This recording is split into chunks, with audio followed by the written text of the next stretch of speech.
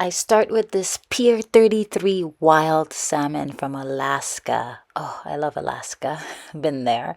Yeah, here's my salmon. Wash it thoroughly, okay? The first thing I'm gonna add is paprika, organic paprika. I use organic everything. I'm Haitian. I grew up on organic food, fresh ingredients. Sea salt. I love real salt, real salt.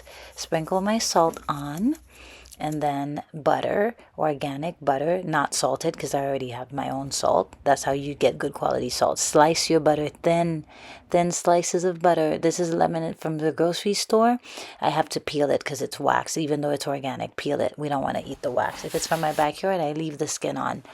Slice it thin, put it on there, put it on your salmon, and then make sure to remove the seeds, they're bad. And this is my parsley. Chop it up, wash it. Of course, wash it, chop it up. Onion, real onion. Why onion powder when you got real onion? Sprinkle it on there. Oh, isn't this beautiful? Oh my God, this is so pretty. Then garlic, chop up the garlic. Sprinkle the garlic on there. Right now, I'm actually drizzling olive oil, organic olive oil.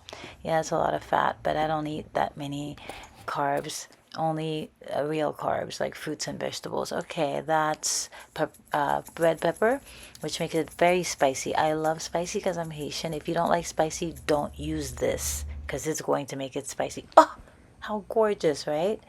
I love this. And then cover it with aluminum. Aluminum's not good for you. I just cover it with aluminum for a little bit. 425.